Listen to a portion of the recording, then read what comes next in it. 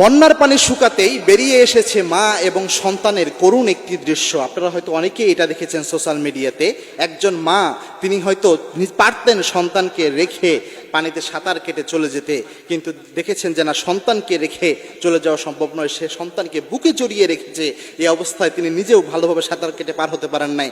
সন্তান সহ তিনি মাটির নিচে, ওই জায়গায় পানির নিচে ছিলেন এতদিন যাবৎ, সে জায়গায় চাপা পড়া অবস্থায় ছিলেন। এখন যখন পানি শুকিয়ে গিয়েছে, এরকম একটি লাশ, দুটি লাশ বেশ বের হয়ে এসেছে। মা বুকের মধ্যে তার ছোট্ট সন্তানটিকে জড়িয়ে রেখেছেন।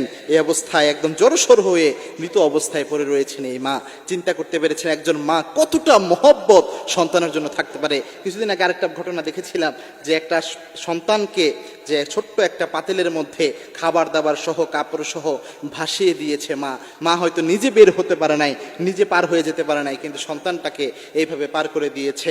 এরকম কঠিন কঠিন দৃশ্য, এরকম ক্রাইসিস মোমেন্টেও মা এবং সন্তানের এই ভালোবাসা, এই আবেগের বহিঃপ্রকাশ ঘটেছে। আসলেই পৃথিবীতে মায়ের চেয়ে আপন আসলে কেউ হয় না। অরিজিনালি আপনি যদি দেখেন, প্রত্যেকটা সম্পর্ক পৃথিবীতে কোনো না কোনো স্বার্থের মাধ্যমে তৈরি হয়, কিন্তু একমাত্র মা সন্তানের যে ভালোবাসা, এটা একদম স্বার্থবিহীনভাবে তৈরি হয়। তাই এই জন্য আল্লাহ হাবিব ইসলাম সবচেয়ে বেশি সম্মান দিয়েছেন মাকে। আল্লাহ হাবিব ইসলাম এই সম্পর্কে রক্ষার জন্য সবচেয়ে গুরুত্ব দিয়েছেন। এই প্রজন্মের সন্তানেরা হয়তো অনেক ক্ষেত্রে বুঝে না মায়ের খেদমত কিভাবে করতে হয়, কিন্তু রাসূল সাল্লাল্লাহু আলাইহি ওয়াসাল্লাম কিন্তু অনেক গুরুত্ব দিয়েছেন।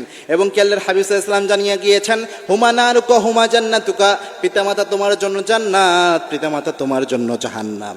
আবার আল্লাহর হাবিব ইসলাম জানিয়েছেন, আল জান্নাতু তাহতা আকদামিল উম্মাহাত, মায়ের পায়ের নিচে থাকে জান্নাত। আবার আল্লাহর হাবিব ইসলাম জানিয়েছেন, যদি কোনো ব্যক্তি জান্নাত দুনিয়া থাকতেই কামাই করতে চায়, দুনিয়া থাকতে জান্নাতের মালিক হতে চায়, সে যেন তার পিতামাতার খেদমত করে, সে যেন পিতামাতার খেদমত করে।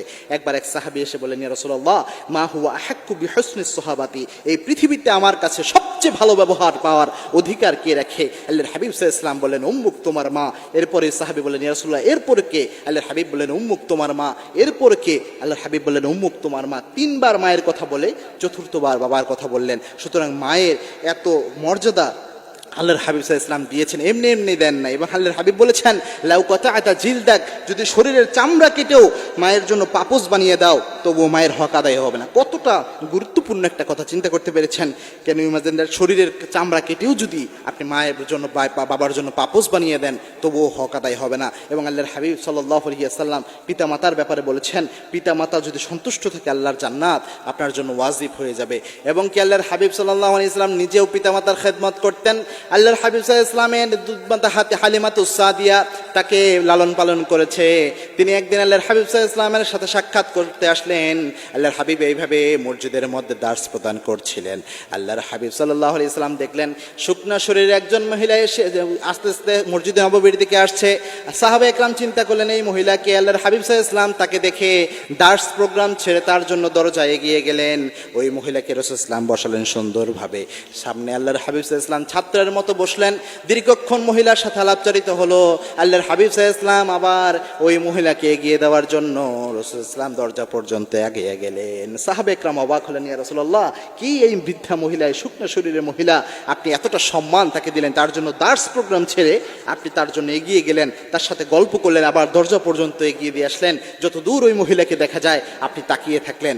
আল্লাহর হাবিব সাল্লাল্লাহু আলাইহি ওয়াসাল্লাম বললেন, শোনো সাহাবীরা, এই মহিলা যেমন তেমন মহিলা নয়। ছোট্ট বয়সেই তো আমি আমার মাকে হারিয়েছি।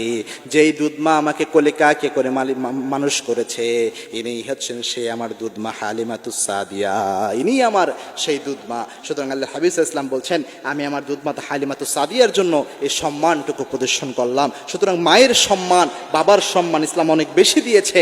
আমাদের উচিত আল্লাহ রাব্বুল আলামিনের যে নির্দেশ পিতামাতার খেদমত করা, এই নির্দেশ মোতাবেক আমাদের যাদের পিতামাতা রয়েছে তাদের জন্য সর্বোচ্চ খেদমতের ব্যবস্থা করা, আর যাদের পিতামাতা এই জমিন থেকে বিদায় হয়ে চলে গিয়েছে তাদের জন্য দোয়া করা। আল্লাহ রাব্বুল আলামিন যাদের পিতামাতা জমিন থেকে চলে গিয়েছে সকলের পিতামাতাকে জান্নাতুল ফিরদাউসের সর্বোচ্চ মাকাম দান করুন, আল্লাহুম্মা আমিন।